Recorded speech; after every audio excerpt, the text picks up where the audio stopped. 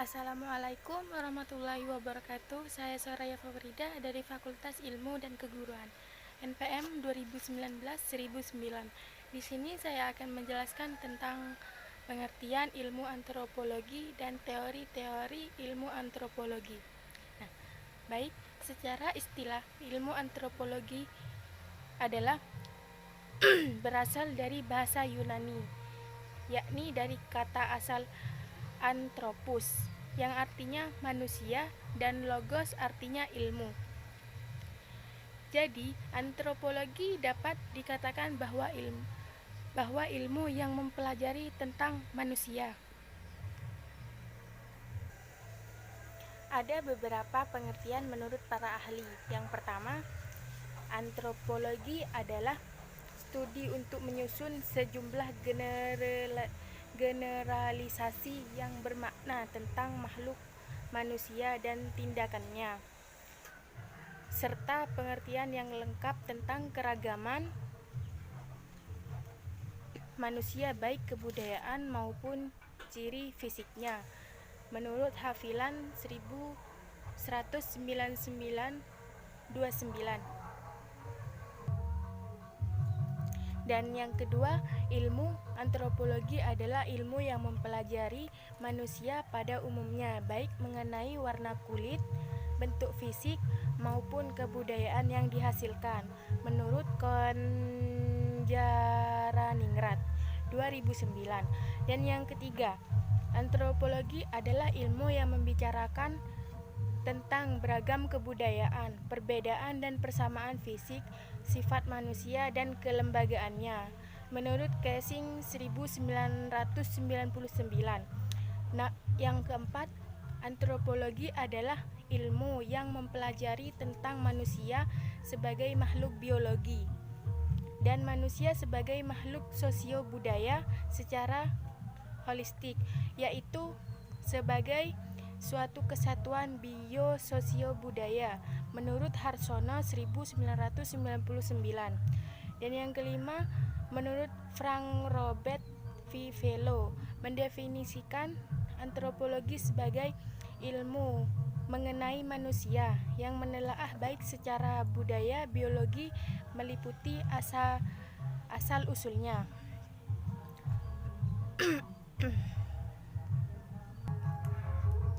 Baik, dari penjelasan sebelumnya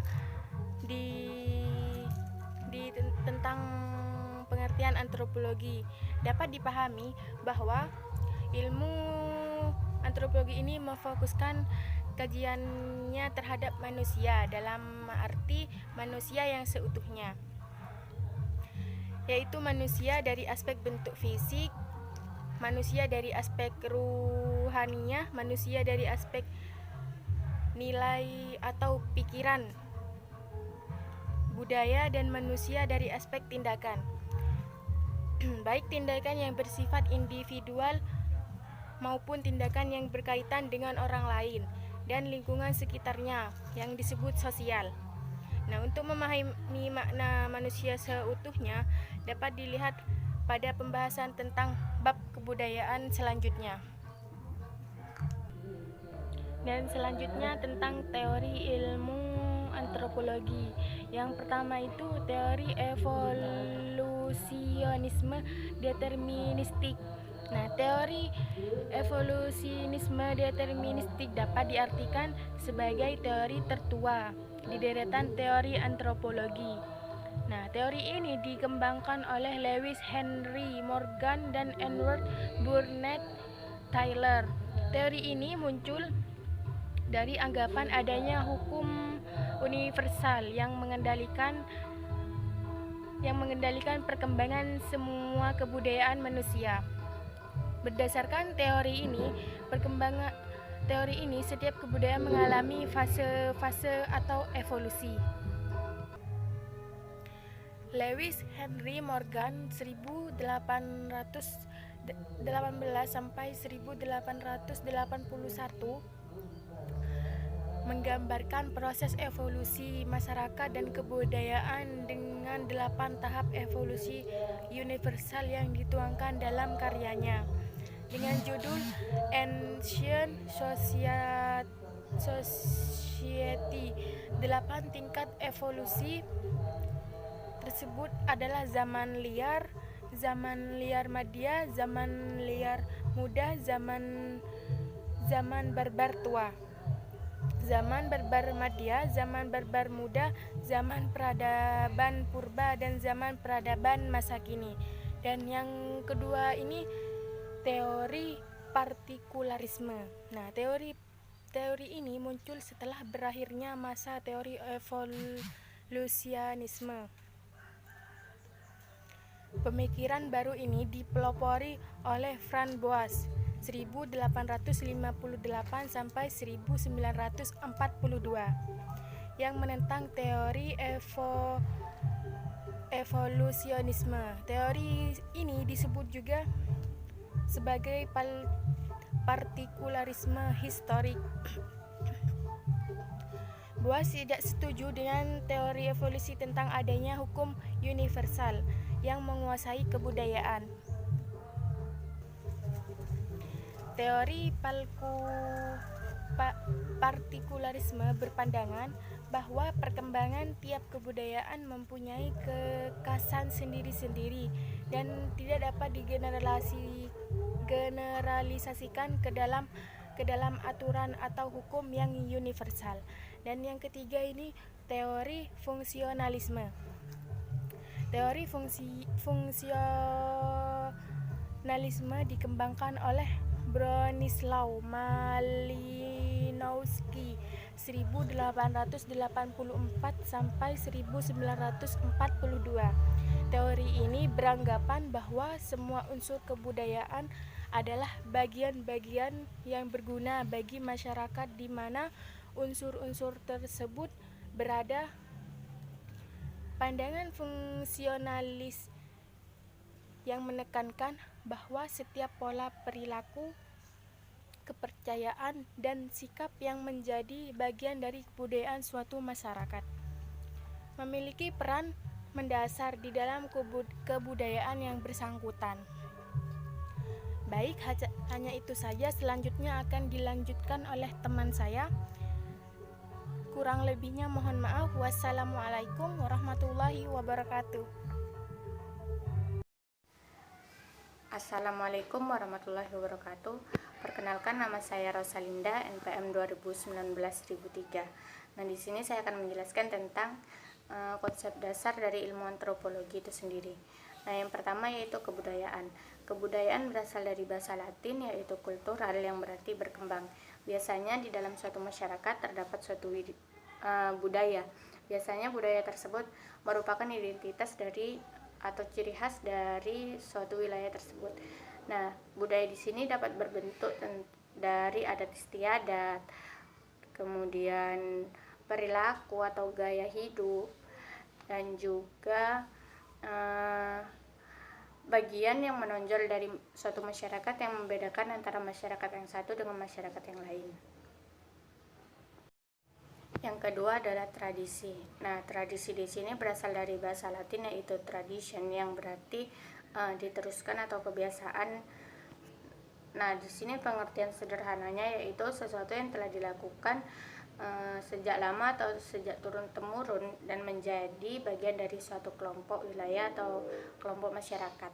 Nah, biasanya di sini hal yang paling mendasar dari tradisi yaitu adanya informasi yang terus-menerus dari generasi ke generasi lainnya, baik itu secara tertulis maupun tidak, karena tanpa adanya ini suatu tradisi dapat punah dalam suatu masyarakat. Nah, yang ketiga yaitu ras dan etnik. Nah, ras di sini adalah sekelompok orang yang memiliki sejumlah ciri biologis atau fisik yang ada di suatu wilayah tertentu atau mempunyai suatu kesamaan dalam sejumlah unsur fisiologis maupun biologis. Nah, biasanya di sini disebabkan oleh faktor keturunan. Sedangkan etnik menurut Merger yaitu dapat dikatakan dalam kajian etnik lebih menekankan sebagai kelompok sosial bagian dari ras yang memiliki ciri-ciri budaya yang bersifat unik. Yang keempat adalah adat istiadat. Nah, adat istiadat di sini adalah aturan tingkah laku yang dianut secara turun-temurun dan berlaku sejak lama.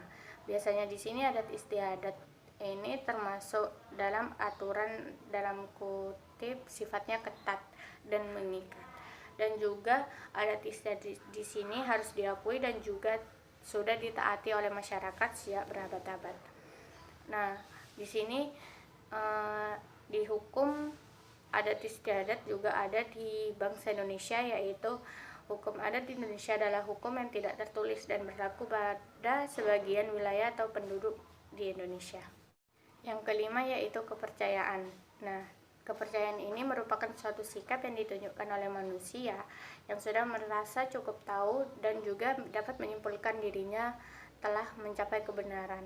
Nah, biasanya di sini karena keyakinan tersebut merupakan suatu sikap atau keyakinan seseorang benar atau salah. Nah, di sini kepercayaan juga merupakan konsep dari ilmu antropologi itu sendiri. Mengapa? Karena di dalam suatu masyarakat tentu adanya kepercayaan sangat menguntungkan atau sangat diperlukan, karena untuk menjalin interaksi antara masyarakat yang satu dengan masyarakat lainnya. Nah, selanjutnya di sini saya akan membahas tentang ruang lingkup ilmu antropologi. Secara khusus, antropologi terbagi dari 5 sub ilmu. Nah, di sini antropologi mempelajari yang pertama tentang masalah asal perkembangan manusia. Yang kedua, masalah terjadinya aneka ragam ciri fisik manusia. Yang ketiga, masalah terjadinya perkembangan dan persebaran aneka ragam kebudayaan manusia. Yang keempat, tentang masalah asal perkembangan dan juga persebaran aneka ragam bahasa yang diucapkan di seluruh dunia. Nah, yang kelima, membahas tentang masalah mengenai asas-asas dari masyarakat dan budaya manusia yang beraneka ragam, baik dari suku bangsa yang tersebar di seluruh dunia. Secara makro, antropologi dibagi menjadi 2 bagian, yaitu antropologi fisik dan juga antropologi budaya. Nah, antropologi fisik ini mempelajari tentang manusia sebagai organisme biologis yang melacak perkembangan manusia, di mana menurutnya evolusi atau perkembangan manusia dan juga menyelidiki variasi biologis yang beragam jenis dalam kurung spesies. Nah, yang kedua yaitu antropologi budaya. Antropologi budaya memfokuskan perhatiannya kepada kebudayaan manusia atau cara hidup masyarakat. Menurut Haviland, cabang antropologi dibagi menjadi 3, yaitu arkeologi, antropologi linguistik, dan juga etnologi. Nah, antropologi budaya juga merupakan studi tentang praktik-praktik sosial atau bentuk ekspresif dan juga penggunaan bahasa di mana makna diciptakan dan diuji sebelum digunakan dari masyarakat atau digunakan manusia untuk berkomunikasi. Assalamualaikum warahmatullahi wabarakatuh. Nama saya Maulidatul Hasanah, NPM 2019-121. Saya dari kelompok 4 mau mempresentasikan tentang jenis antropologi. Jenis antropologi dibagi ke dalam beberapa subbidang seperti berikut. Yang pertama, antropologi fisik. Antropologi fisik di sini juga dibagi menjadi beberapa bagian, yaitu palenotologi. Palenotologi merupakan kata yang berasal dari bahasa Yunani, paleon, ontos, logos. Gabungan kata inilah yang kemudian diartikan menjadi ilmu yang mempelajari tentang kehidupan pada masa lalu. Yang kedua, somatologi.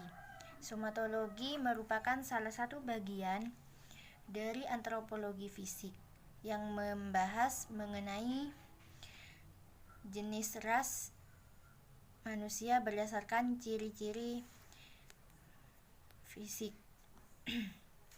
Yang kedua, antropologi budaya. Antropologi budaya di sini juga mempunyai 3 subbidang sebagai berikut, yaitu yang pertama, prehistori. Prehistori yang menjadi salah satu bagian macam-macam sama seperti beberapa antropologi. Antropologi spesialisasi dibagi atas 3 subbidang sebagai berikut. Yang pertama, antropologi kesehatan, yaitu keilmuan mengenai pengaruh terhadap unsur-unsur dalam budaya. Yang kedua, antropologi ekonomi, yaitu bidang tentang antropologi yang mempelajari mengenai gejala ekonomi dalam kehidupan bermasyarakat. Yang ketiga, antropologi perkotaan. Antropologi perkotaan yaitu kajian mengenai pendekatan antropologi buat membahas tentang masalah perkotaan. Yang keempat, antropologi kependudukan, merupakan kajian yang mempelajari bagaimana cara mengatasi masalah kependudukan.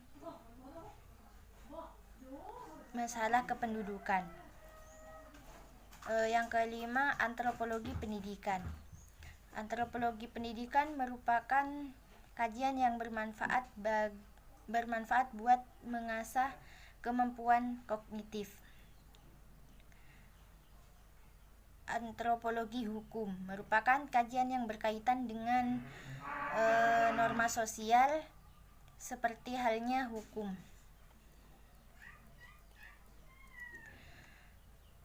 Terus antropologi sosial merupakan studi tentang ilmu antropologi guna mempelajari kebudayaan masyarakat pada suatu etnis. Antropologi forensik adalah kajian dari antropologi terapan dengan menggabungkan ilmu antropologi fisik atau biologi dengan ilmu osteologi serta ontologi.